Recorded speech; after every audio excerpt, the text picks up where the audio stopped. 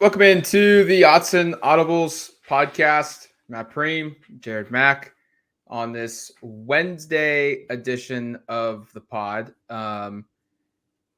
Oregon had practice on Tuesday. Jared and I were at practice. It was interesting. We saw a couple new faces.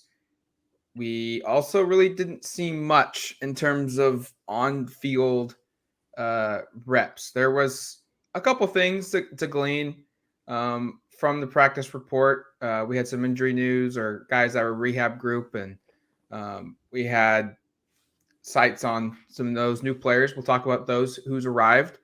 But Dan's keeping things pretty tight right now with spring ball. But after practice, we did get an opportunity to speak with him on a wide range of topics, and I think we should maybe start with some newcomers. Tysheem Johnson is a guy who transferred from Ole Miss. He is now here, and we got some comments from Dan just about what he can do and what he can help with for Oregon's defense. Jared, do you want me to read the quote and then we kind of just give our take? Sure. Yeah, you or I could read it. Doesn't matter to me. Go for it. If you got it in front of you, go for it. Deal. Yeah, so we asked about Tysheem today yesterday, because that was the first time we could. And Lanning just replied. He said, a guy that's around the ball, makes a lot of plays. I don't think that we have to look at him exclusively at nickel. I think he's a guy that has position flexibility that we can use in multiple positions. He's a playmaker who plays with great effort, physical tackler, has blitz ability. So I think all those things are really appealing. And that's exactly what you saw from Tysheem Johnson on tape when you watched his tape at Ole Miss. He was a tackler a safety that had over 75 tackles last season. That would have led the Ducks. I think it's interesting that he says that they won't exclusively look at him as a nickel safety, even though I think they should. I think that's his best position. He originally committed to Ole Miss as a cornerback, then moved to nickel safety. So he has man-to-man coverage skills, which is really what you want from a nickel safety. There are a few other options on the team that could play nickel safety, but I think Johnson is the best of them all, even though he is just getting here. This was his first practice at Oregon. And I had a funny moment with him before practice, me and Zach Neal of Duckswire. We get there early, as I'm sure the listeners here know, to take attendance of who is there and who is not at practice, so we have a better understanding of what we're looking for. And everybody had gone by, and Zach Neal and I are just chatting it up, and a player comes down. I don't know how to describe it, the aisle that leads from the locker room to the field, and he goes, "Is everybody out there on the field?" And we're like, "Yeah, no, they're out there." And he goes, "Where's the field?"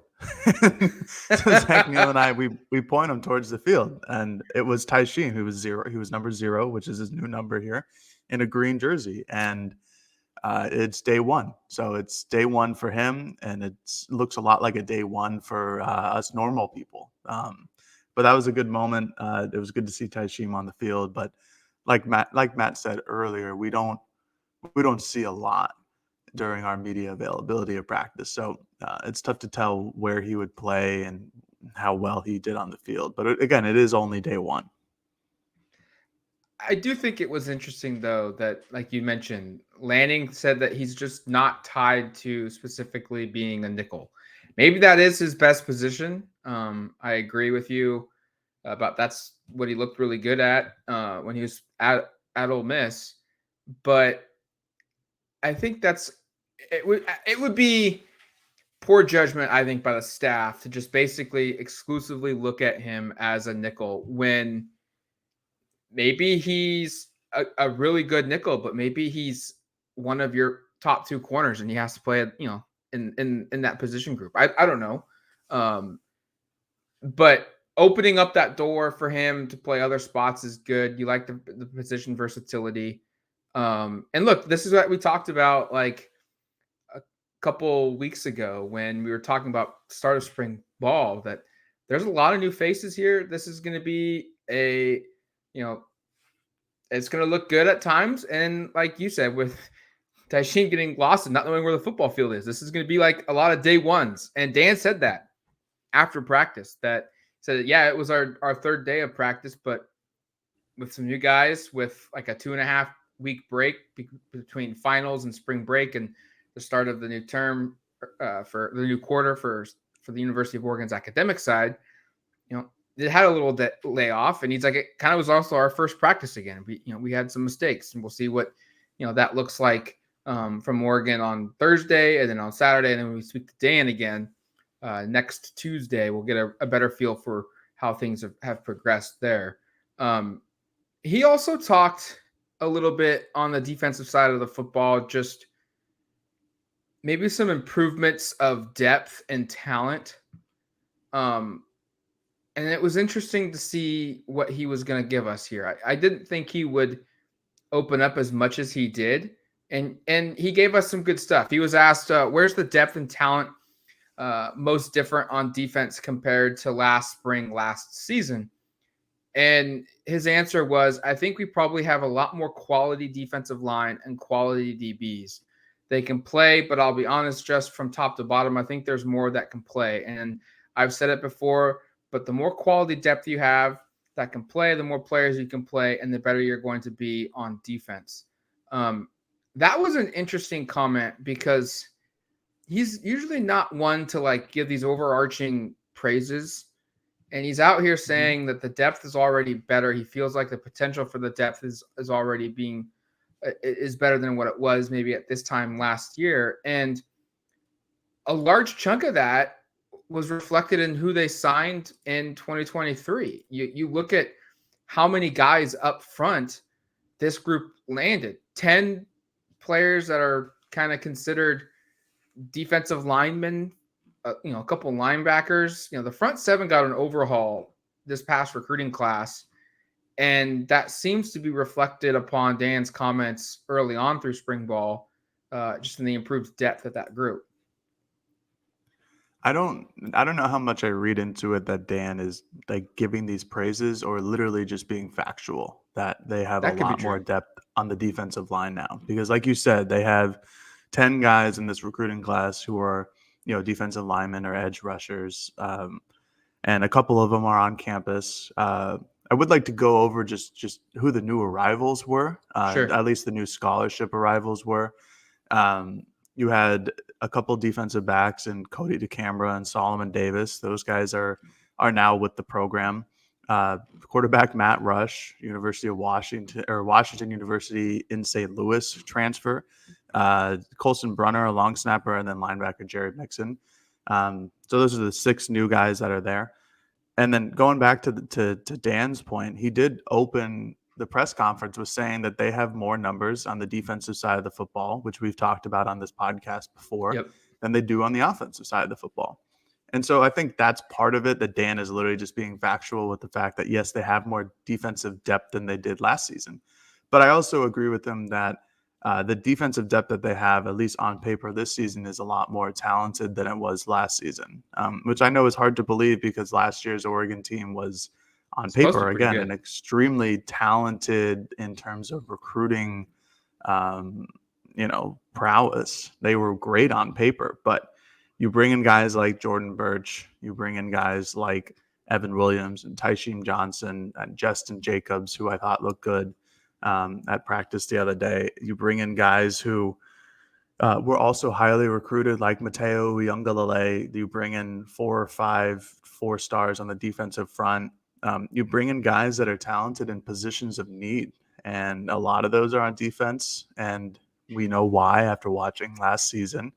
And I think it makes a whole lot of difference with this team because they needed to add defensive pieces. They needed to add guys who could wreak havoc in the backfield, and I think Dan touched on that a little bit, and basically saying that, yeah, I think we have more guys going into this season on the defensive line that can add more havoc in the backfield. And Oregon still doesn't have all the guys enrolled yet.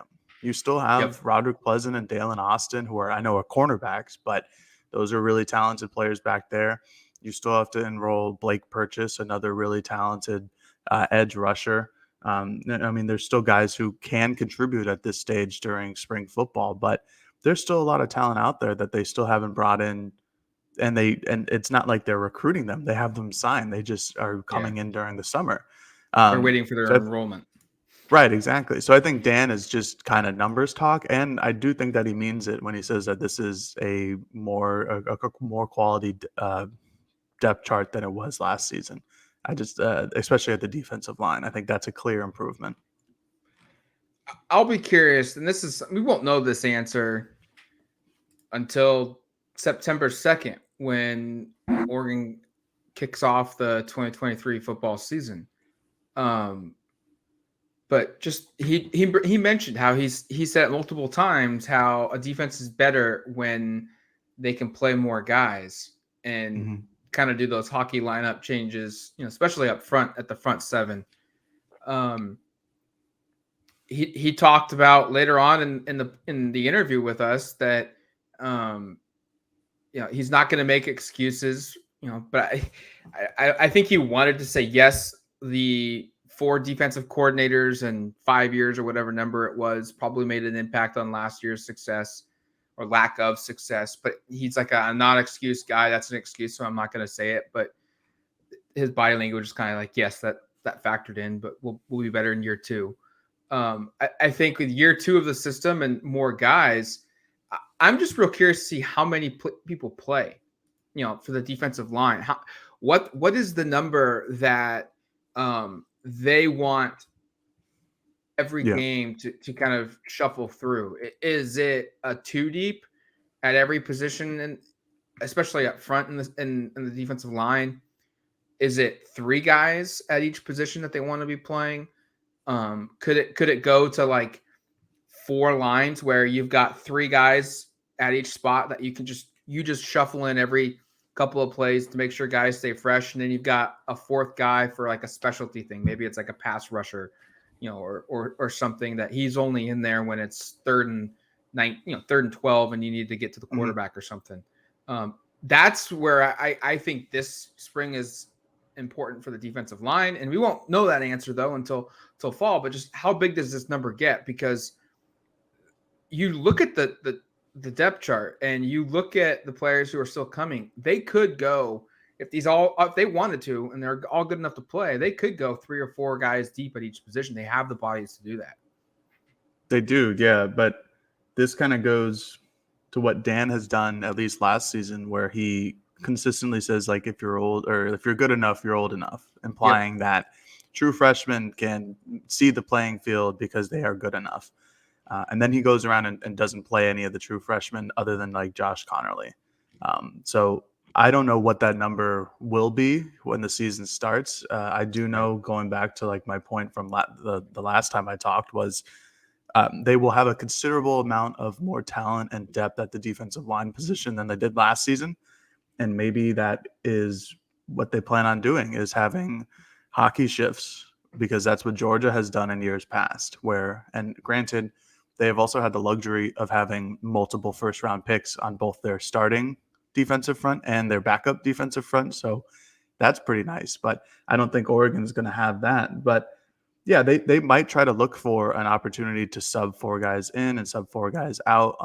They'll certainly have different defensive line positional flexibility depending on the down and distance. They now have enough big bodies where if it's a rundown, they certainly have enough guys that can go out there. Passing downs, you now can send Jordan Birch and Mateo Uiagalelei off the edge, because I think Mateo is probably a better pass rusher than an alternative like Mace Funa or Trevin Mai, who played a lot of edge last season. So not really a stand-up guy, but regardless. But again, you still have guys coming in. You still have a lot more defensive linemen coming in during the summer. But you already see the physical, impressiveness that guys like Michael Gardner and Johnny Bowens II have. Or is he the third? Johnny Bowens III, excuse me. That they have on campus. Those guys are true freshmen, but they certainly don't look like it. They look like guys like Ben Roberts, maybe a little bit like Sir Mel's, where they come in and they're just like, oh, okay, you can probably see the field, and you wouldn't stick out like a sore thumb if you were out there. Same with someone like Tatum Tuioti, who still probably needs to add weight, but still looks already the part. And you get all these other defensive linemen coming in here, And I think that adds to the mix. It just depends. I'll go back to the original point I made of whether Dan plays him or not. Because while it certainly seems like he might be not forced to, but he might be really seriously considering it. It seemed like that at points last season, and he just never did. So I think that's something to keep an eye on. But they certainly now have the depth to take five guys out and put 5 guys in at a time now. All right, we'll call an audible here. Mm-hmm. It's still along the defensive line, but Lanning was asked about, like, do you feel like with so many freshmen on the edge, the addition of Jordan Birch, do you feel like this team can create more of those havoc plays? If you're unfamiliar with that, that's like sacks, tackles for loss, interceptions, pass deflections on defense. They weren't nearly as good as maybe expected last season in creating those types of plays. And I'm not going to read the quote, but he said basically yes. And then one of those guys that will play, because he's not a freshman, is Jordan Birch. And you don't want to make too many overarching, assumptions of stuff, 3 days into spring football. But Lanning's now had 3 practices opposed to 1. And that it's fair now to ask this kind of question. Just what have you seen from Birch 3 days into practice? And you've had an off-season of workouts with him. You've got film meetings, with him. What's just been your early, assumptions with him? And Lanning said, when you talk about changing a defense, it starts with having guys with great size up front that have the ability to play at a high level. Jordan's done that. Obviously, there's a relationship there before, but really excited about what he can do for our team. He has a demeanor about himself, and I think when you see him at practice, you see moves, you say, okay, that's what it's supposed to look like. Again, small sample size through practices. They've had 1 in pads. And this kind of maybe segues over to our next topic of just Tosh, Lupoi, and he'll speak on Thursday. But I'm real curious to hear from Dan more on Birch, maybe on Tuesday as more days of pads have gone by, and also on Thursday of just what Tosh Lupoi thinks, the defensive coordinator for Oregon, of Birch's impact. Because if you're gonna pinpoint anybody that's gonna make an impact at this position group, it's going to be him, and it starts with him because he's a college guy. He's an older guy. He's a guy that's played before, and he's a former 5-star recruit. He should be the one that makes the biggest impact probably right away. Oh, yeah, most definitely. Birch was an impactful guy the last 2 seasons at South Carolina, and South Carolina fans won't necessarily agree with that just because of the expectations that they set for him. And he never lived up to those expectations, even though they were very, very lofty. But he was still a very productive player during his time as a Gamecock. And now coming to Oregon, you pair him up with Brandon Dorlus, who's an interior havoc wrecker. He had 40 plus quarterback hurries last season. So did Birch off the edge. That's a potential for 80 combined quarterback hurries just from 2 guys. And you look at Birch and you look at his physical presence. He's a big boy. He's probably the biggest guy the tallest, the guy in the defensive front. He's got the length and the mobility to get around the edge. And I think he's just going to be a ton of fun to watch. I'm excited for the first time that we get like any kind of competition periods that we might be able to watch at practice just to see what he looks like. Definitely excited for the spring game because then that'll be a full competition period that everybody in Eugene gets to watch and everybody watching from home. But overall, he's going to be the most impactful. And like Dan said, when you talk about changing a defense, Jordan Birch is the guy that you look for. I think, unfortunately, Birch is going to get like the Kayvon Thibodeau comparisons because they're both edge rushers and they both brought in as a guy who could change a defense. They're very different players. They both have the same task of getting to the quarterback, but they're different types of players. They have different styles to get there.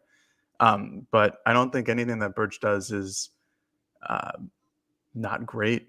I really like what I've seen from him on tape. I really like what I see from him just as an overall physical human being out there on the field. I think that Dan praising him this much is very interesting already. Maybe that's just to get Jordan Birch's confidence up, whatever the case may be. But like you, Matt, I'm interested to hear what Tosh Lupoi has to say because Tosh has made a career of coaching defensive ends and coaching them at a very high levels at Bama, at the NFL for multiple teams for multiple years. That's his kind of thing. And Oregon's going to need a guy who can rush off the edge, and Birch is going to be their number one option. So if he's impressing Tosh Lupoi, I think that's a very good sign.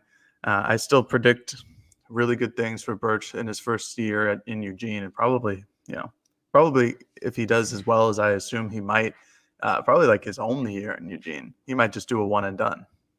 Oh, you think that's on the table? A one and done move for him, like Gonzo? 100%. I think he's that talented, and I think his physical frame fits the NFL really well. And if he can prove it he was good at South Carolina. He just played a lot of really, really good teams. And if you prove it at Oregon, where you play good teams with pretty good offensive linemen, but you just dominate the Pac-12, which I think he could potentially do. It's going to be hard, but I think that he could be a one and done guy. Yeah, it's probably likely that happens. NFL scouts will trickle through Eugene throughout the year to watch him, and it could be the second year in a row of a Gonzo thing. I'm not saying Birch is going to go first round, or even top 10, but like that would be a selling point for Oregon too. Of hey, come to the portal, be successful in 1 year, and our brand can, our league, our level of play can get you into that NFL draft real quickly. It's certainly something that you have to monitor, and it's probably a reason why they've gone so hard after a lot of high school guys. Is they need to replenish the group, but you could be losing your top guy in a year at that position. For Oregon, they're gonna be losing their top 3 or 4 guys. Yeah. Oh, they're going to lose just eligibility wise, Popo and Dorless, and I think Taki, and then Keon Ware Hudson is going to be a senior as well. I think he'll still have 1 more year of eligibility, but I don't know. He's been here a long time, so that's at least 4 guys right there. So they bring in all these defensive line prospects to hopefully just turn the reins over to. But I wanted to quickly note for Birch, and why I'm high on him is because Oregon had a pass rush threat last season. I'll give DJ Johnson credit, 2 pass rush threats this past offseason, but DJ Johnson was raw at points. Again, he played 2 full seasons as a tight end, so that doesn't help his development as a defensive end. And then Brandon Dorless was an interior guy more or less, and they could double team him and feel confident, or the other teams could double team Dorless and feel confident in their ability to one-on-one block everybody else. I don't think that teams are going to feel confident in their ability to one-on-one block Jordan Birch as often as they would for DJ Johnson, which means double teams on Jordan Birch and single teams on Brandon Dorless. Or you have a 2-on-1 scenario on the other side of the offensive line, and the quarterback has to make a play.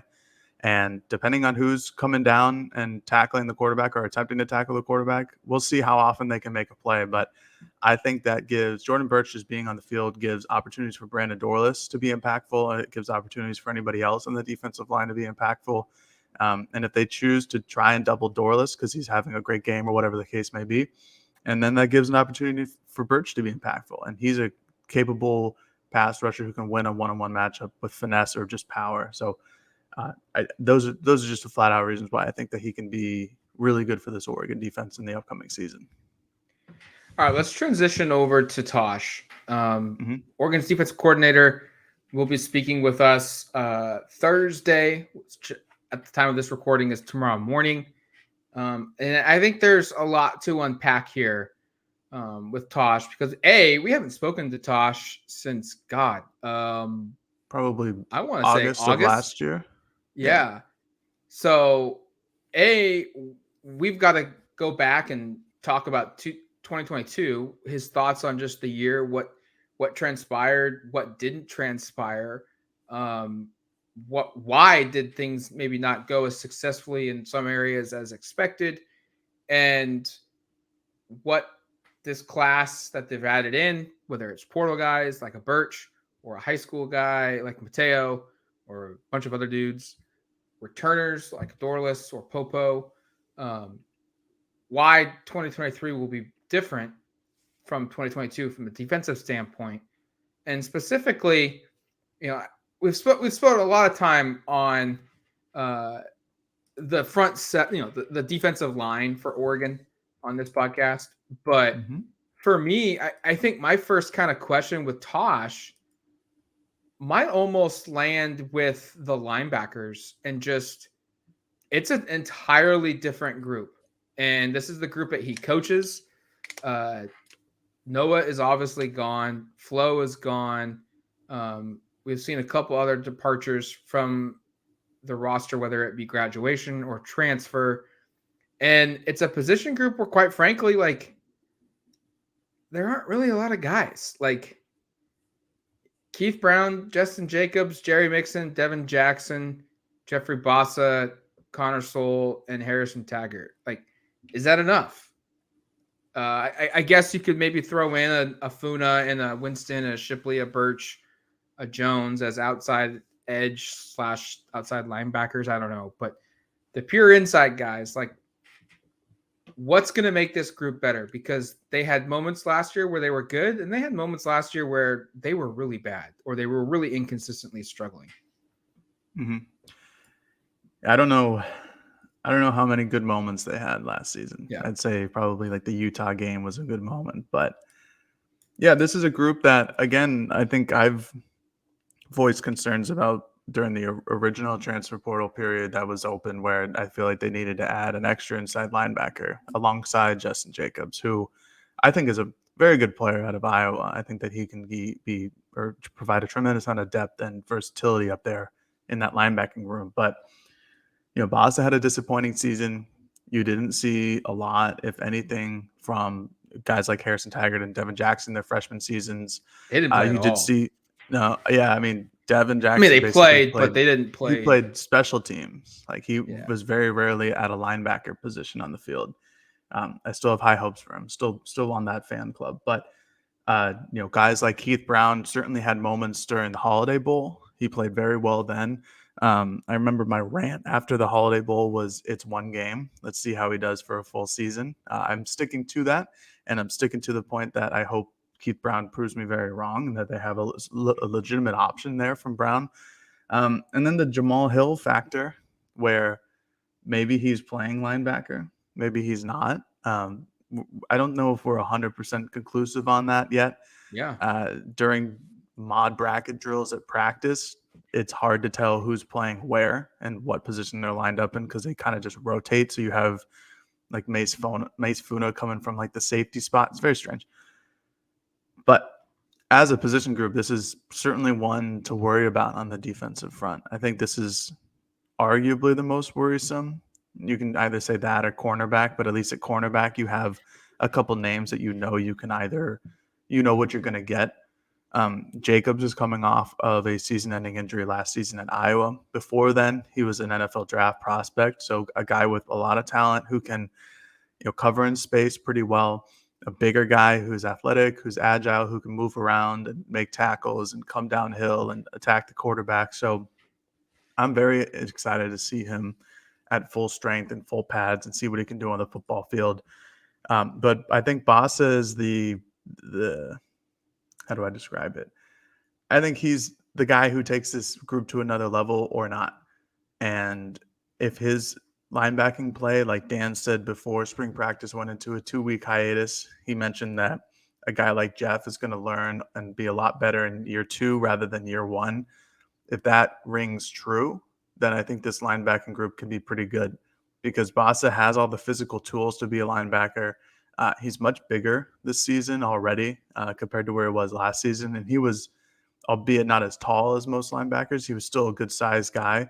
But you saw it on the field. He got kind of pushed around at points. And that, I think, with his added weight gain, is going to be a lot harder to do. Jamal Hill also looks like a bigger guy this spring. Yes. And I don't know if that's just for bulking up in general. Maybe he plans on playing like a low box safety, or he plans on playing linebacker. And we'll see about that. But those two guys are options where, they have history as a pass coverage, especially Hill. And, Jeffrey Bossa was moved off of safety. We've been over that a million times. But Bossa didn't perform well in pass coverage last season. No linebacker did for Oregon.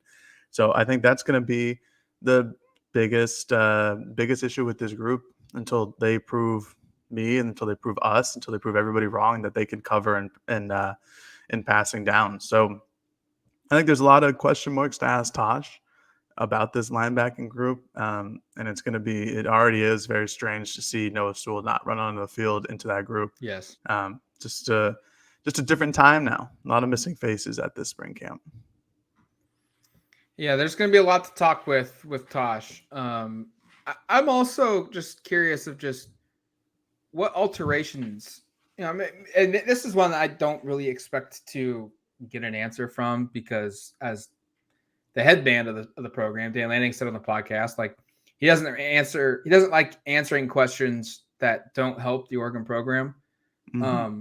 But I want to ask Tosh, I hope we can get this question in, of just kind of like what alterations, what adjustments are you making from year 1 to year 2 with this defense? Like where are the things that are changing with this group? And we probably will get there's lots of stuff that we're changing, but we won't get any kind of specific out of it. But I hope we can find some kind of information there of just, is it schematically, hey, we're going to be throwing more guys in certain positions, or we're going to be changing fronts a little bit more, we're going to be more multiple, or something, but just kind of learning of what the changes will be from year 1 to year 2 with this defense could also be an interesting angle here with the defensive coordinator. Yeah, and plus they brought in a lot of new guys on that defensive side of the ball for the coaching staff. Chris Hampton, former defensive coordinator at Tulane. You still have Demetrius Martin there at cornerback coach, but there's a lot of new guys. There's a lot of new faces. Brian Michalowski is an outside linebackers defensive analyst. I know I'm forgetting names at this point, but that's going to add new wrinkles to all their defensive sets. And I think that's fine. I think Dan has talked about that before, where they're not sticklers to what they know. They only want to do that. They want to improve. They want to learn from the game. They want to do what Nick Saban does and say, all right, well, that is beating me. How do I defend that? How do other people defend that? And let me hire those people and see how it works. So I think defensively, I am absolutely not an expert when it comes to football terminology. And I'm sure whatever Tosh says when you ask that question, Matt, is going to sound good. But it's going to be a results-driven process. It's going to be, how do you look on the field? And they're going to be tested early. And we're going to know whether or not that there are new schematics, that there are changes to the system, because it'll just look exactly the same as last season, where there was a lot of struggles over the middle, or it's just going to look much different. And I really do think, going back to a while ago in the podcast, I really do think that Jordan Birch and Brandon Dorlus are going to make a big impact on this defense, just because they're going to get to the quarterback. If they're able to get to the quarterback, that makes the life of a linebacker, the life of a cornerback or a safety, a lot easier on the end of it. So we'll see. I'm just excited to get to talk to Tosh and then Will Stein on Saturday. It's been never talked to Will Stein, but it's been years, literal years, since we've talked to Tosh Lupoi. So maybe he'll be in a good mood. Probably no more not. Spirit animal questions. No, definitely not in a good mood. No more spirit animal questions for Tosh Lupoi this season. Yeah, that one will go right away. All right, that's gonna do it for us. No, that's gonna do it for us here on the Autzen Audibles podcast. A little defensive focus, but hey, that's what kind of Tuesday was about from a question standpoint with Lanning. It's what's coming up on Thursday with Tosh Lupoi. We'll dive into some thoughts offensively. Tysheem Johnson, Lanning did give his thoughts on him. When we get Will Stein's comments, I'm assuming we're going to get Bo Nix too on Saturday, possibly, hopefully, crossing our fingers on that one. Maybe we can get some Tez Johnson comments from Stein and Nix to go along with what Dan Lanning said. So lots to look forward to on that Friday edition of the show. Until then, you've been listening to the Autzen Audibles podcast. Peace.